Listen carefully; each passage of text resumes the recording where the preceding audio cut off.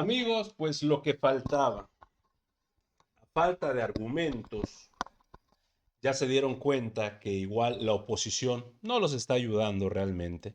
Al contrario, los acaba hundiendo. Vimos cómo la oposición, y eso viene desde Xóchitl Gálvez, recuerden, viene diciendo voy a hacer las mañaneras de la verdad o no me acuerdo qué tontería, y aguantó unos días solamente.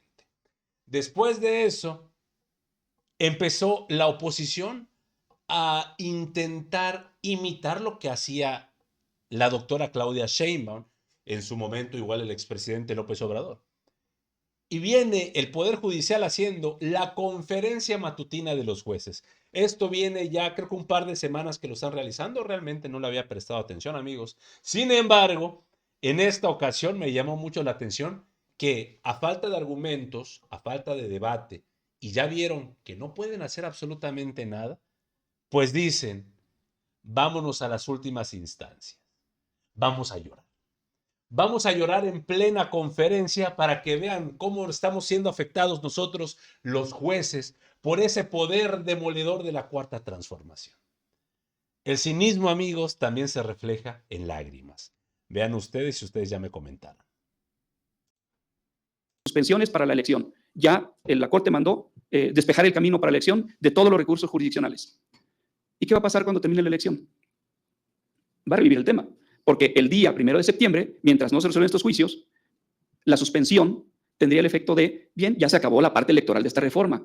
Ya está, la partecita se acabó. Ya se hubo campaña, ya hubo elección, ya se contaron los votos, ya decidió el INE que resultaron vencedores las siguientes personas. Ahora sigue que asuman el cargo. Y ahí ya viene el otro tema, que ya no es electoral asumir el cargo. Ahí ya viene el tema si hay relevo para los jueces que tienen el derecho, en principio, los de 2025, de conservar el cargo por el derecho fundamental de inhabilidad judicial. Y en ese momento vamos a tener un juzgador vencedor en las urnas de un proceso electoral que ya acabó. Y un juzgador que tiene una suspensión para que no se le remueva el cargo.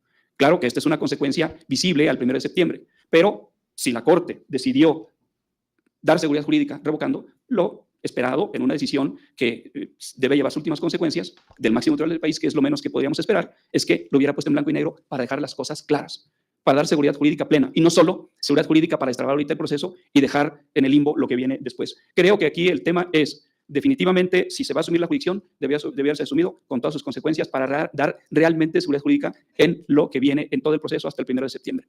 Sí. Muy breve, 2 minutos nomás. No solamente no se crea inseguridad jurídica con lo que se ha resuelto en relación con las suspensiones.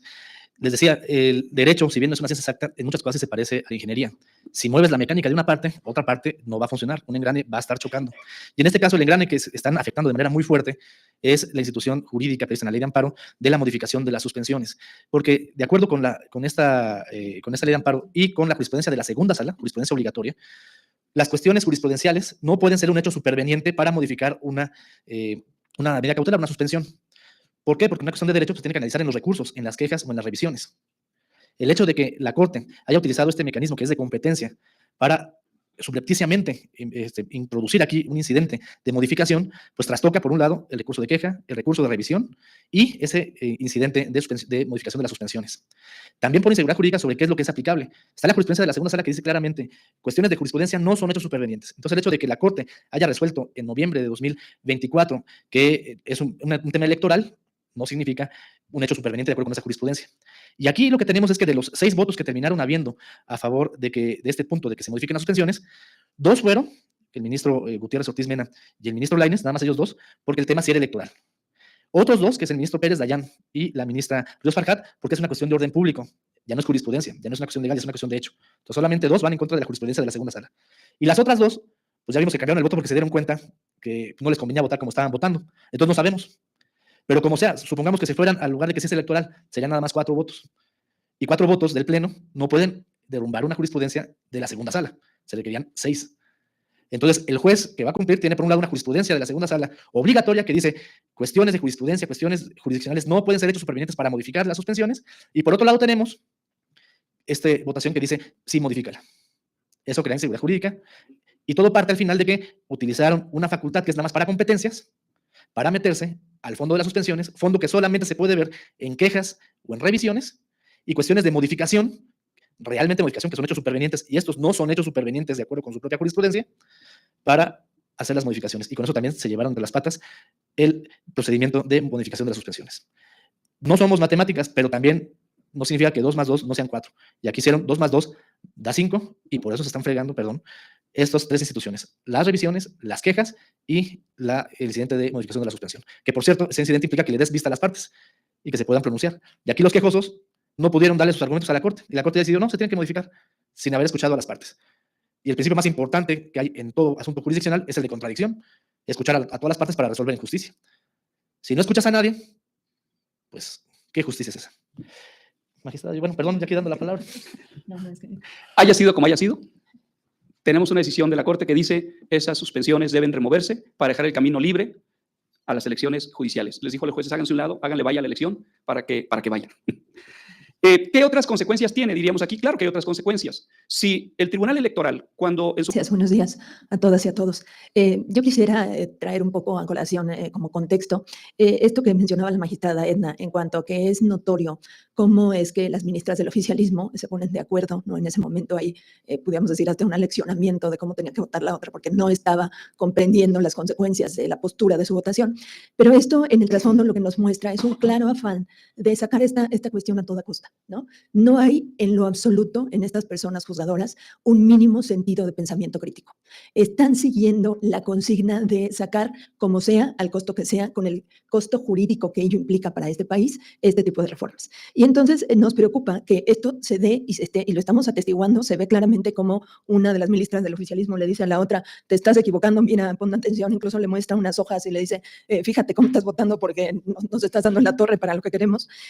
Pero la preocupación, y aquí lo denunciamos públicamente porque de verdad es algo que nos estremece incluso, es que sepan que también el Consejo de la Judicatura Federal ha tomado ya la decisión de denunciar penalmente a las y los jueces.